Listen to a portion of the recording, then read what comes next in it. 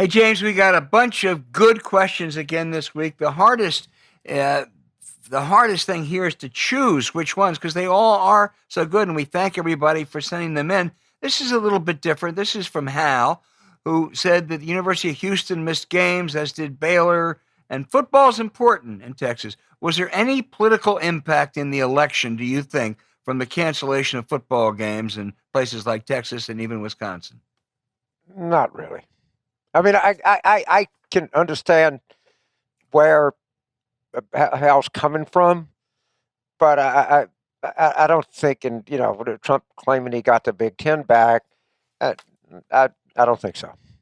I don't Yeah, think so. I I can't do my own thing because I'm the biggest college football fan in the world, and I don't even care.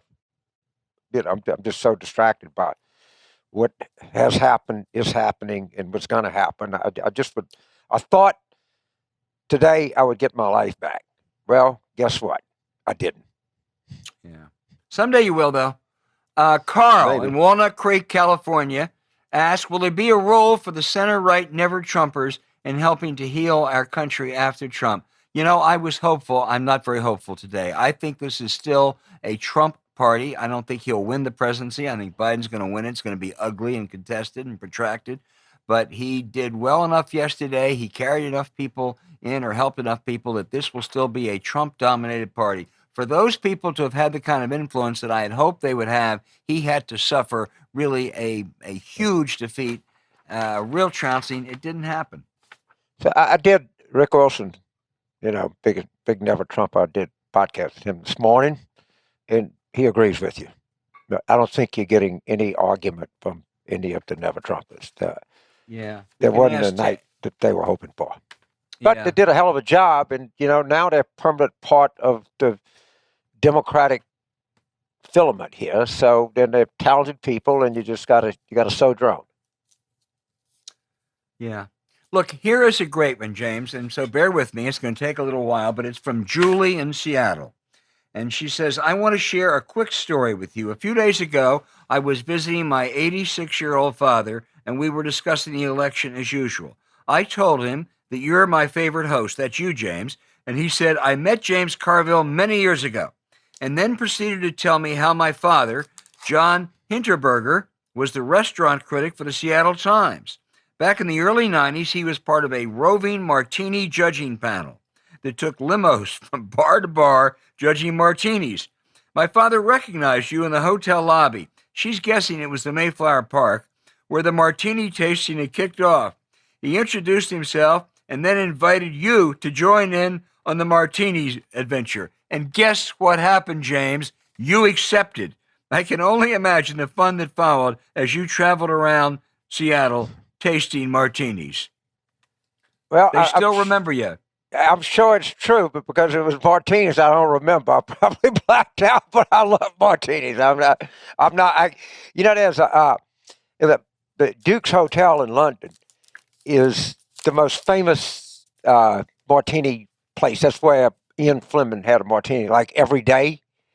And the guy that runs it, he's a Italian guy, and I'm mortified that I can't think of his name because he's just the most charming person that you can imagine. And when I go to London, I stay at Duke's. I don't. The hotel is just okay.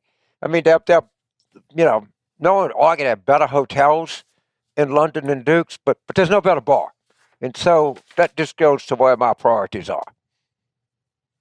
Well, Julie wants you to know that she and her dad still remember you and still talk about you. Thank God uh, somebody remembers me fondly. we have a big Seattle contingent writing in this week. Tom wants to know why pollsters consider Pennsylvania a swing state, but not Montana. According to 538 averages, Biden led Pennsylvania by 4-7, and Trump leads Montana by 4-4. Tom, because Montana ain't a swing state. Yeah. You couldn't have had a stronger senatorial candidate than Steve Bullock, very popular governor yesterday. One of the few people who could have been elected. Maybe John Tester would have been as strong, but it went for Trump, I think, by 7 or 8 points, less than last time. It's not a purple state. Pennsylvania is a purple state leaning blue, and I think it's going to come out for Biden Yeah, before this counting is over. I, I'm hearing reliably. obviously. But Biden may win Pennsylvania by 150,000, 200,000 votes. But we'll have Paul on the podcast, and he'll definitely be really up to date on that. Yeah. This is not a Seattle question, James. But David's asking if Trump is convicted in New York State Court. I love this question. And goes to prison. Will the Secret Service have to put an agent in prison with him to guard him, as the requirement is to protect former presidents? We got Cass Sunstein coming up on the podcast. Yeah. And there's not a legal question that Cass can't answer, so let's defer to Cass. He might have the relevant statute off the top of his head. Okay, David, stay tuned, because we'll try to get an answer for you. And I have a final one here, James. Who pays for the cost of Air Force One when it's on the campaign trail? I know what they're supposed to do, but Right. What do you think they do? I think they cheat. Yeah. Why wouldn't it? Yeah. There's nothing else. They charge the government $3 for a glass of water. Hey, thanks for listening to Politics War Room with James Carville, and I'm Al Hunt. Remember to email your questions to politicswarroom@gmail.com or tweet them for next week's show at Politicon. These are great questions. Keep them coming. Thanks for subscribing on Apple Podcasts, Spotify, Stitcher, or wherever you listen. Please rate the show with a 5-star review. We'll be back next week as this saga of 2020 continues.